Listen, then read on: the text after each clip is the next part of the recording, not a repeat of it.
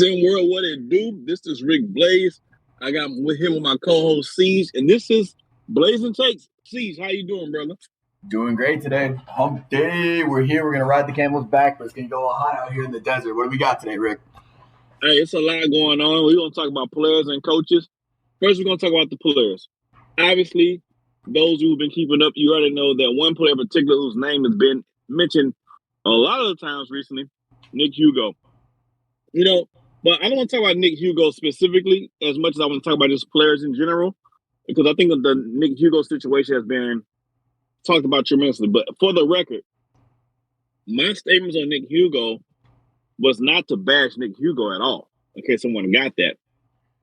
My statement on Nick Hugo was to quantify how big of a deal he was for Run DMV. I said he's that much of a big deal that if he decides to leave, which I didn't want him to, if he decides to leave, it's going to change everything about Run DMV. And as we're sitting here today, it changed everything about Run DMV. Now, I'm not here to blame Nick Hugo. Gonna do what Nick Hugo gonna do based on the situation. We've heard Marsh talk about it. He dropped the pod about it, so we're not gonna get into that. But I just say in general, players and coaches and everybody need to understand that players are not all created equul. No, they're definitely Every not. player doesn't have the same value to every team the same way. Your parents don't like their kids exactly the same. There's differences. And so I just want to make sure people understand when we talk about these players that there's differences and they're all not created equal. Go ahead, Steve. Yeah, I mean, look, I get what you're saying with Nick Hugo content. There's definitely a certain gravity to him leaving specifically and maybe going somewhere out of region, wherever it may be. I don't know if, and I get it, the Nick Hugo rules has got a nice ring to it, but for me, when you name a rule after somebody, you're talking about the kind of guy who, and maybe in your mind he is this guy, and I love Nick Hugo, fantastic player. I want him on my team no matter what. But is he the guy that you add to a team, even if you don't got much of a roster, and he immediately makes you a contender? Is he that guy to you? No, no, I don't think in this Run DMV situation, I don't think that's the point. I think the point is Run DMV is going through a situation of transition, and you need someone. Nick Hugo is to that team what Damian Lillard has been to the Portland Trailblazers all these years. Regardless of whether they're good, whether they're bad, you can count on one person that's going to do his thing and hold it down for when you think about Portland Trailblazers, you think about Damian Lillard. When I thought about Run DMV, especially now that the coach Myron Murray has gone, I think about Nick Hugo. That's the importance. It's more than just points and rebounds. It's the impact that the person has not only on the team, but in the community, and he's from the team. Now, Marsh will say things about other players and stuff, but other players I don't feel the same way about them in that team. I just don't. Yeah, I mean, they don't. Nick Hugo does have a certain, what's the word I'm looking? He's got a certain like iconicism to him in that area. Yeah, it's the je ne sais quoi. He has a certain je ne sais quoi. Beautiful. When you talk about him in Run DMV. Beautiful, and I definitely get that. It's kind of the thing where he is that team. Like, he is not just so impactful on the court. He is that organization. Right now, that's what it is. So I get what you're saying. I mean, if he leaves, you're not really just looking at a roster reconstruction, which they already were looking at, but they had to do it around Nick Hugo at least. They're looking at kind of potentially an organization restructure. Yes, an identity reconstruction. Now you got to get a brand new identity. Because you talk about Run DMV. They run that high motor defense. They shoot the three, they do all that. Nick Hugo's the heart of that. He plays that intense defense. He runs the floor. He's the motor that makes that car go. He is that engine for that team. And that's what I'm saying. And that's on the point I was making. Everybody doesn't have a great example is this. A great contrast. I love King Arthur Lattimore, right? But I don't think the team was constructed with King Arthur Lattimore in mind.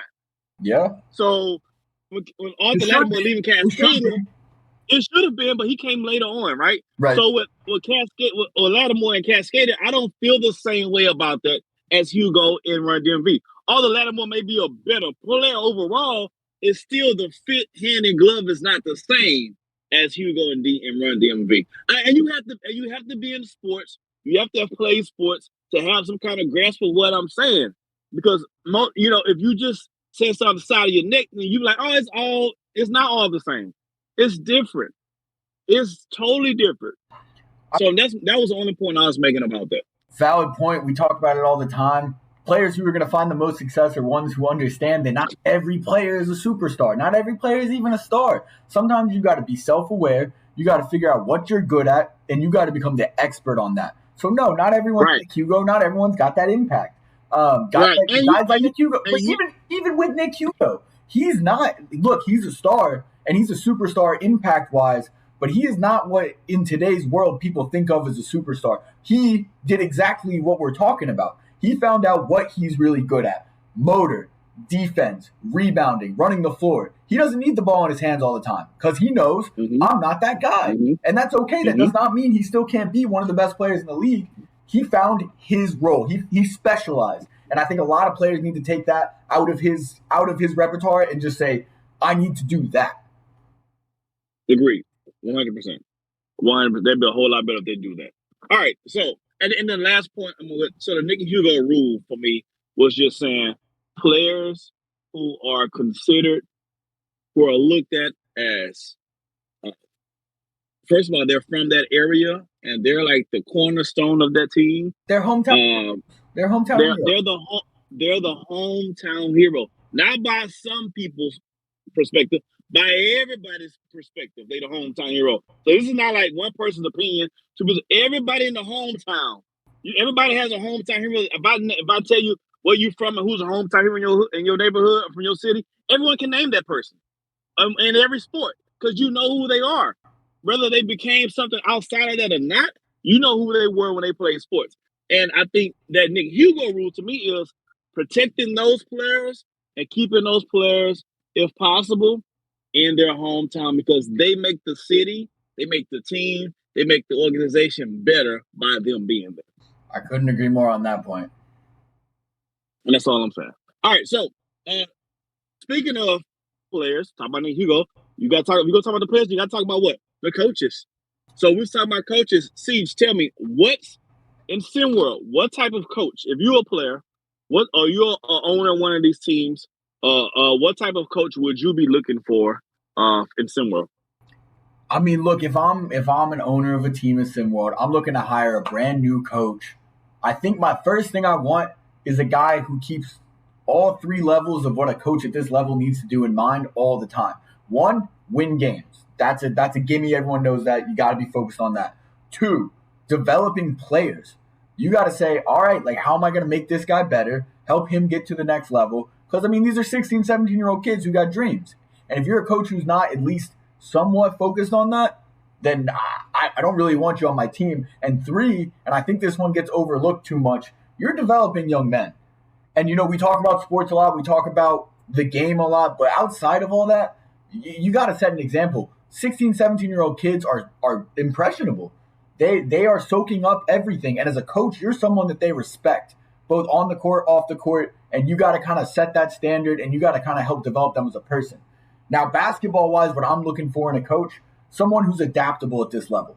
Someone who does have a scheme in mind, says this is the way I want to play, and is either going to build a roster around that, or they're going to figure out what they've got to work with. Say you're a guy who comes in mid-season, you're going to figure out what you got to work with, and you're going to build a scheme around what you got. So I need a coach that's adaptable, and I need a coach who keeps the big things in mind.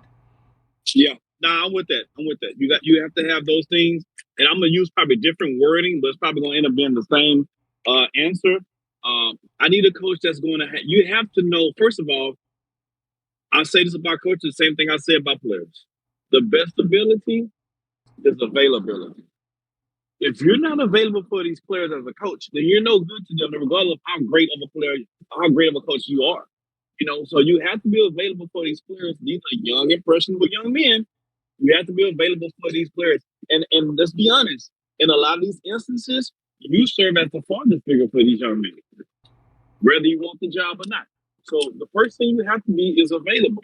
Now, also, you need to come in and you need to be consistent. And I mean, consistent is key to me. And it doesn't matter what type of person you are.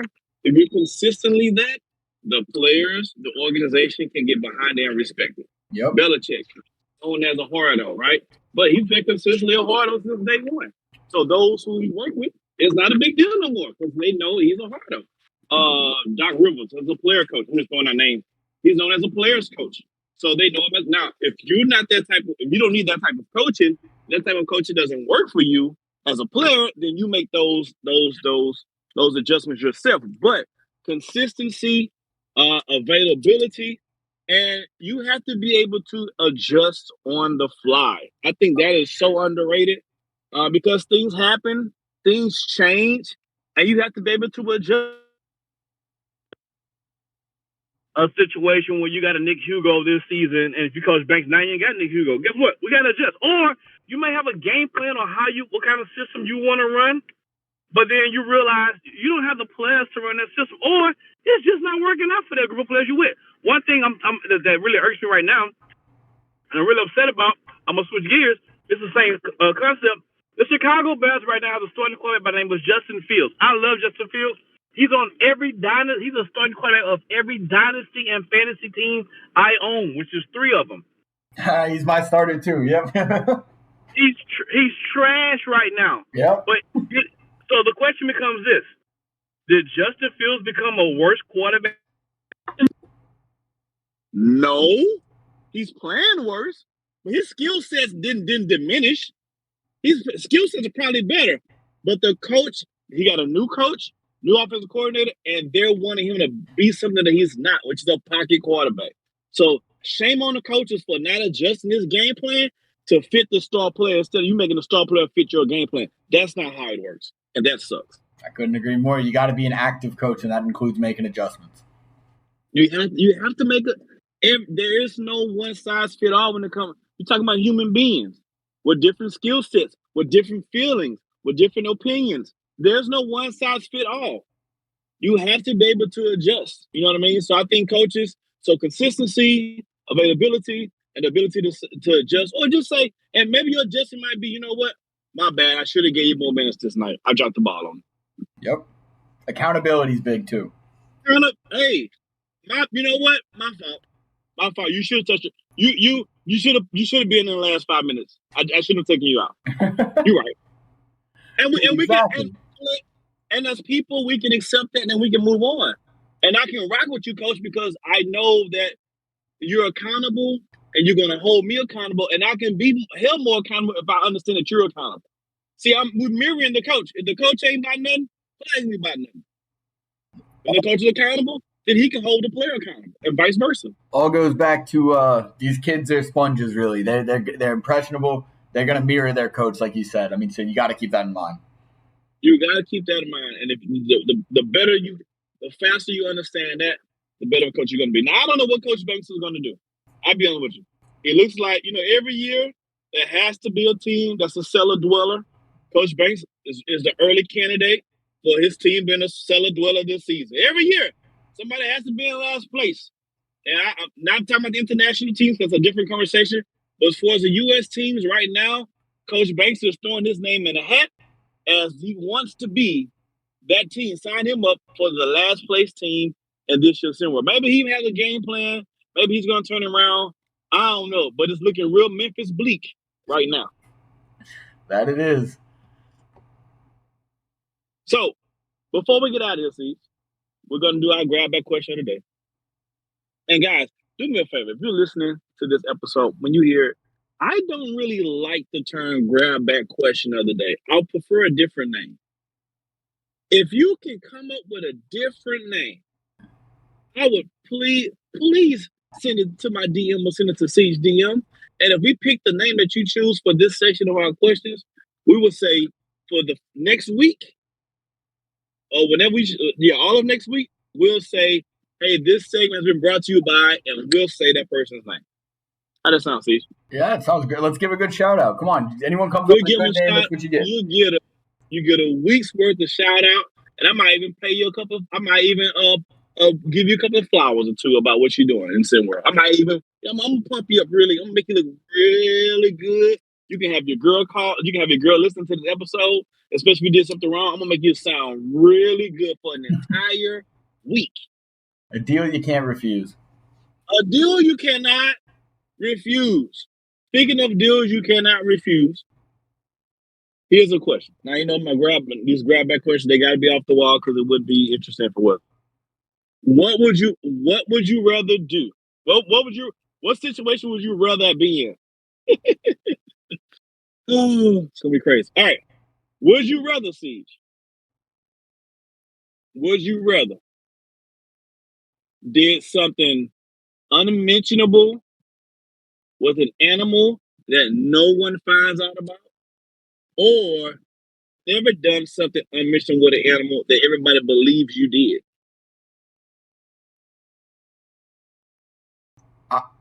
I'm speechless, Rick. Huh? I don't know if I can actually go through with it. I think I'm gonna take the second option. I never did it. If the people believe I did it, dude, I'll fake my death. I'll move away. I don't know. Okay. I don't think I can go through. Okay. I don't think I can go through. I'm with you. I'm with you. I'm with you on that one. I think, yeah, I'm with you. I think I would rather people just think something and it wasn't true than to me actually do something and no one finds out because Then I'm gonna know. maybe, I'm gonna know. yeah, and I can't sleep for myself at night. That's gonna, yeah. Can't do that. I know that's weird, but anyway, that's our segment. See, you got anything for the people before we get out of here? Get down there, cuss and discuss. Give us some name ideas for the grab bag question of the day. Maybe spruce it up a little bit for us. Like Rick said, we'll give you your flowers. We'll make you sound real nice. So don't miss out on that opportunity. Boom. Till tomorrow. We see y'all next time. Peace.